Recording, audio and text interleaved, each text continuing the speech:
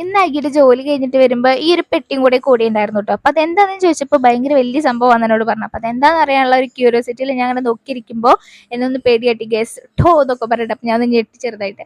അപ്പോൾ ഇതാണ് നമ്മുടെ കൊച്ചു മീൻകുട്ടികളാണ്. അപ്പോൾ നമ്മൾ ഓൾറെഡി 2 സെറ്റ് അക്വേറിയത്തിൽ സെറ്റാക്കി വെച്ചിട്ടുണ്ട്. അപ്പോൾ അതിലേക്ക് കുറച്ചുകൂടിയും കളേഴ്സ് ആഡ് ചെയ്യാൻ വേണ്ടിയിട്ട് കുറച്ചും കൂടി വാങ്ങിക്കൊണ്ട് വന്നതാണ് കേട്ടോ അഖിന്ന്.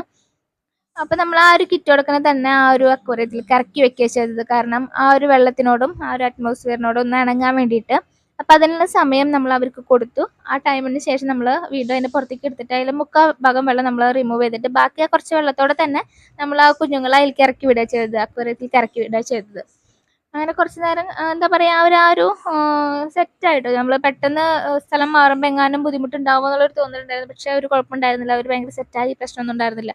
നമ്മൾ ഫസ്റ്റ് വന്നിട്ട് 2 സെറ്റ് വാങ്ങിയത് ചാപ്പാറയിലെ ഒരു ഫംഗ്ഷൻ കഴിഞ്ഞിട്ട് വരുമ്പോഴാണ്. അപ്പോൾ നമുക്ക് കളേഴ്സ് ചൂസ് ചെയ്യാൻ പറ്റിയിരുന്നില്ല. കാരണം ഓരോ കിറ്റായിട്ടാണ് അവിടെ വെച്ചിട്ടുണ്ടായിരുന്നത്. അപ്പോൾ നമ്മൾ വാങ്ങിയിട്ട് വരിക ചെയ്തത്. അപ്പോൾ നമ്മൾ കുറച്ചുകൂടി കളേഴ്സ് ആഡ് ചെയ്യാൻ വേണ്ടിയിട്ട് അതിന്ന് ഓരോ എണ്ണം വയസ്സായിട്ടാണ് കളർ എടുത്തിട്ട് സെലക്ട് ചെയ്തിട്ട് വാങ്ങി വന്നത്. അപ്പോൾ നല്ല രസമുണ്ടായിരുന്നു. മൊത്തത്തിൽ നല്ല കളർഫുള്ളായിട്ട് നല്ല ഭംഗിയുണ്ടായിരുന്നു.